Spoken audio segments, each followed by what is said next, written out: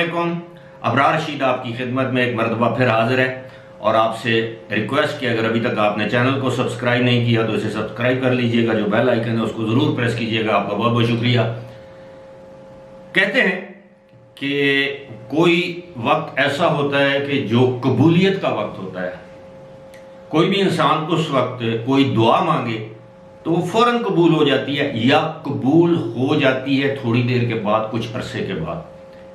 یا کوئی شخص دل سے کسی کے لیے بد دعا مانگے تو وہ بد دعا بھی قبول ہو جاتی ہے، کیونکہ کہتے ہیں کہ وہ قبولیت کا وقت ہوتا ہے. اب کسی کو معلوم نہیں قبولیت کا وہ وقت کون سا ہے. کچھ اسی طرح معاملہ ہے کہ ہمارے سابق وزیر اعظم نے ایک دعا مانگی تھی اور ایک ٹیلی ویژن ٹاک شو میں وہ دعا مانگی تھی، اور ایسے لگتا ہے کہ ان کی دعا دیر سے لیکن قبول ہو گئی ہے یا قبول ہوتی نظر آ رہی ہے. وہ دعا کیا مانگی تھی وہ آپ ایک اس مختصر سی ویڈیو میں، کیونکہ وہ کاپی رائٹس کا ایشو ہوتا ہے تو میں اس کا شاید سائز بھی چھوٹا ہو اس ویڈیو کا، لیکن آپ ذرا ان کی گفتگو سنیں.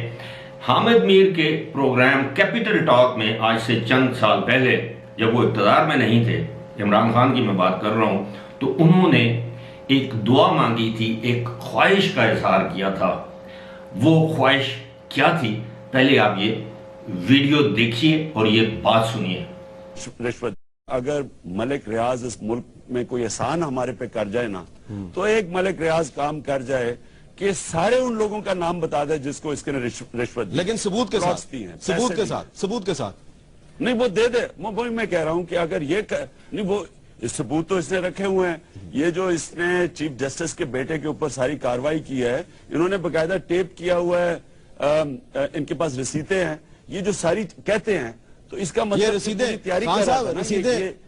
خان صاحب میں آپ کو بتا دوں، رسیدیں صرف 1.5-2 کروڑ روپے کی ہیں. باقی کہتے ہیں جی 32 کروڑ ہم نے کیش دیا ہے. تو کوئی اتنی کریڈیبل دستاویزات بھی نہیں ہے یہ. لیکن میر صاحب بات یہ ہے کہ وہ پنجابی میں کانا کہتے ہیں نا، یہ آپریٹ کرتا ہے لوگوں کو کانا کر کے. اب اس نے کانا کیا ہوا ہے بڑے لوگوں کو. ہم چاہتے ہیں کہ کسی نہ کسی طرح ان کی شکلیں سامنے آ جائے تاکہ دودھ کا دودھ پانی. اگر ملک ریاض اس ملک میں کوئی احسان ہمارے پہ کر جائے نا تو ایک ملک ریاض کام کر جائے کہ سارے ان لوگوں کا نام بتا دے جس کو اس کے رشوت دی. لیکن ثبوت کے ساتھ نہیں وہ دے دے. میں کہہ رہا ہوں کہ اگر یہ نہیں، وہ ثبوت تو اس نے رکھے ہوئے ہیں. یہ جو اس نے چیف جسٹس کے بیٹے کے اوپر ساری کاروائی کی ہے، انہوں نے باقاعدہ ٹیپ کیا ہوا ہے، ان کے پاس رسیدیں ہیں. یہ جو ساری کہتے ہیں تو اس کا مطلب رسیدیں خان صاحب میں آپ کو بتا دوں، رسیدیں صرف 1.5-2 کروڑ روپے کی ہیں. باقی کہتے ہیں جی 32 کروڑ ہم نے کیش دیا ہے. تو کوئی اتنی کریڈیبل دستاویزات بھی نہیں ہے یہ. لیکن میر صاحب بات یہ ہے کہ وہ پنجابی میں کانا کہتے ہیں نا، یہ آپریٹ کرتا ہے لوگوں کو کانا کر کے. اب اس نے کانا کیا ہوا ہے بڑے لوگوں کو. ہم چاہتے ہیں کہ کسی نہ کسی طرح ان کی شکلیں سامنے آ جائے تاکہ دودھ کا دودھ پانی. جی اب آپ نے یہ ویڈیو، میں نے 2 مرتبہ اس کو چلایا ہے، یعنی دہرایا ہے تاکہ آپ غور سے یہ ویڈیو دیکھیں اور سنیں. اس میں کیا کہتے ہیں کہ اللہ کرے کہ ملک ریاض ان لوگوں کے نام لے لے جن لوگوں کو وہ پیسے دیتا رہا ہے، یا جن لوگوں کو رشوتیں دیتا رہا ہے، یا مراد دیتا رہا ہے، ممنون کرتا رہا ہے.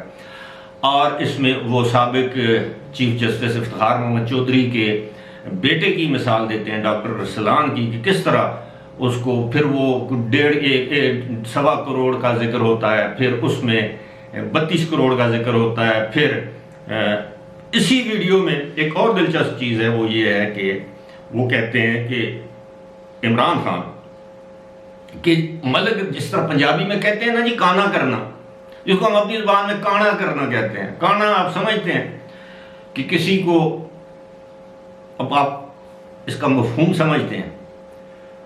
تو ملک ریاض کا یہ طریقہ واردات ہے بقول عمران خان کے کہ وہ لوگوں کو اوبلائج کرتا ہے، کانا کرتا ہے، ان کے اوپر انویسٹمنٹ کرتا ہے تاکہ اس کے خلاف کارروائی نہ کی جائے. اسی ویڈیو میں اگر آپ نے سنا ہو غور سے تو وہ حامد میر کو مخاطب کرتے ہیں میر صاحب. بات یہ ہے کہ وہ آپ کو پتا ہے نا، میر صاحب، ٹھیک ہے.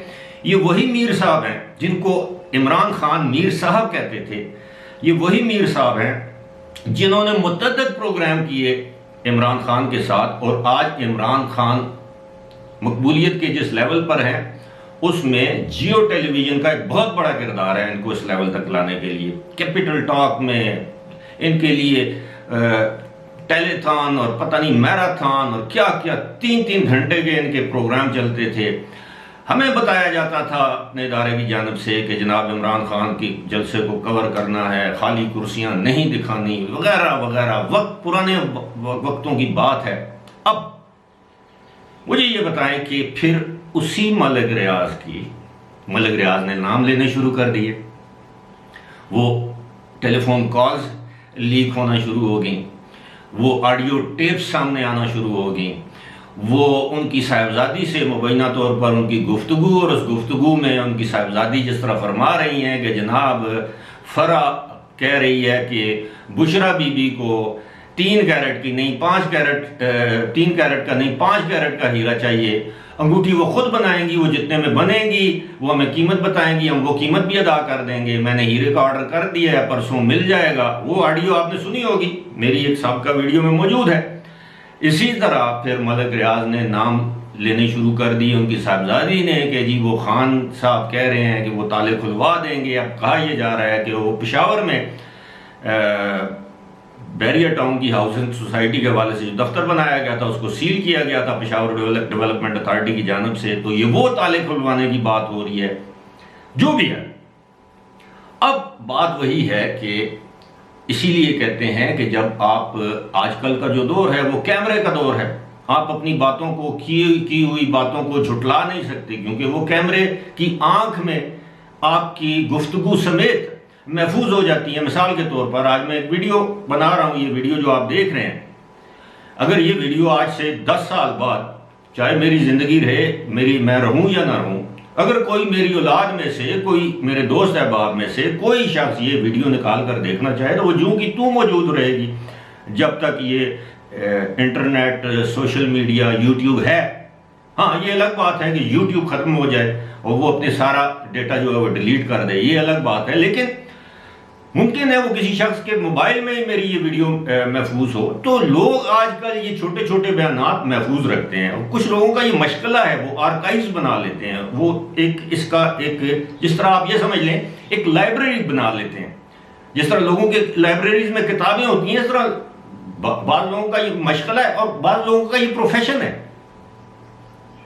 پیشہ ہے، وہ اس طرح کے بیانات کرتے کرتے ٹیرا بائٹس میں وہ ڈیٹا محفوظ کر لیتے ہیں، اور جب کسی کو وہ چاہیے ہو، جس طرح آپ دیکھتے ہیں کہ ٹیلی ویژن باقاعدہ ایک ڈپارٹمنٹ ہوتا ہے یہ ٹیلی ویژن چینلز میں، جہاں یہ ویڈیوز محفوظ ہوتی ہیں، ان کے کلپس محفوظ ہوتے ہیں، جو کلپ جس پروگرام کے لیے چاہیے وہ اس کا پروڈیوسر آرکائیو ڈپارٹمنٹ کو ریکویسٹ بھیجتا ہے کہ جناب ہمیں فلاں کلپ عمران خان کا، نواز شریف کا، مریم نواز کا، زرداری کا، بلاول کا، کسی کا ہمیں یہ کلپ چاہیے، وہ تیار کر کے ان کو دے دیتے ہیں۔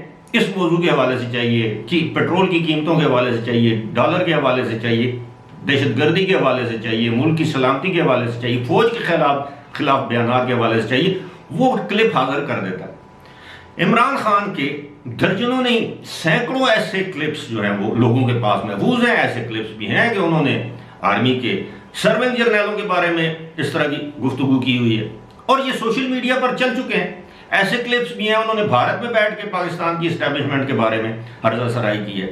ایسے کلپس بھی ہیں انہوں نے کہا کہ جناب میرے آرمی چیف کی یہ جرت، آرمی چیف میرے پاس آئے کسی بات کے لیے، استعفیٰ مانگنے کے لیے، تو میں اس کو نوکری سے فارغ نہ کر دوں، برخاست نہ کر دوں۔ اور بالآخر پھر آرمی چیف ان کے پاس گئے اور ان کو اپوزیشن کے وہ 3 جو مبینہ طور پر جو 3 مطالبات تھے وہ پیش کیے، جن میں ایک استعفیٰ بھی شامل تھا۔ تو کیا عمران خان آرمی چیف کو فارغ کر سکے؟ یہ کہنے کی باتیں ہوتی، پبلک کنزمپشن کے لیے، لوگوں کو بتانے کے لیے، گمراہ کرنے کے لیے کہ جی میں بڑا دلیر ہوں۔ نہیں، ایسا نہیں ہوتا۔ ایسا اس لیے نہیں ہوتا کہ زمینی حقائق اور ہیں۔ میں ادھر بیٹھا ہوں، آپ یقین کیجئے، میں جس جگہ پر بیٹھ کر یہ ویڈیو ریکارڈ کر رہا ہوں، میں آپ کو حلفاً یہ کہہ رہا ہوں کہ میں بغیر پنکھے کے، بغیر ایئر کنڈیشنر کے بیٹھا ہوا ہوں، لیکن یہ بات آپ سے کرنے کا مقصد یہ ہے میرے ذہن میں یہ ہوگا کہ شاید باہر یا یہاں سے 20 میل یا 20 کلومیٹر نیچے میدانی علاقے میں بھی موسم ایسا ہی ہوگا، لیکن ایسا نہیں ہے۔ یہ جہاں میں بیٹھا ہوں یہ جگہ نسبتاً ٹھنڈی ہے۔ ٹھنڈی سے مراد یہ ہے کہ گرمی نہیں ہے، ہم لوگ رات کو پنکھے کے بغیر کمبل اوڑھ کر سوتے ہیں۔ اللہ کا کرم ہے، خوش نصیب ہے، بجلی ہو نہ ہو کوئی فرق نہیں پڑتا۔ لیکن اسی طرح جب آپ اپوزیشن میں ہوتے ہیں، آپ سمجھتے ہیں میں یہ کر دوں، جب آپ حکومت میں آتے ہیں آپ کے ہاتھ پاؤں بندھے ہوتے ہیں، مجبوریاں ہوتی ہیں، آپ نہیں کر سکتے، آپ کو زمینی حقائق کا علم ہو جاتا ہے اس وقت جب آپ حکومت میں آتے ہیں۔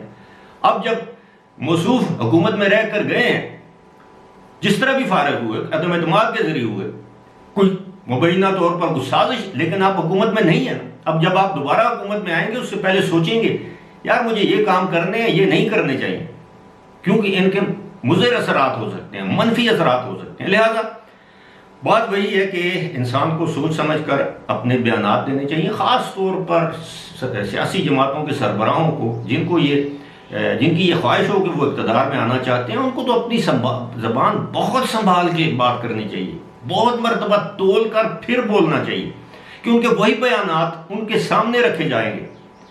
وہ کسی ٹاک شو میں آئیں گے، کسی انٹرویو میں آئیں گے، ان کو ماضی کے بیانات ان کے سامنے چلائے جائیں گے، پھر ان کے پاس کیا جواب ہو سوائے اس کے کہ آپ کہیں گے کہ ہاں جی غلطی ہو گئی۔ تو غلطی ماننے میں کوئی برائی نہیں ہے، یہ عظیم لوگوں کا کام ہے اپنی غلطی ماننا اور ان سے سبق سیکھنا۔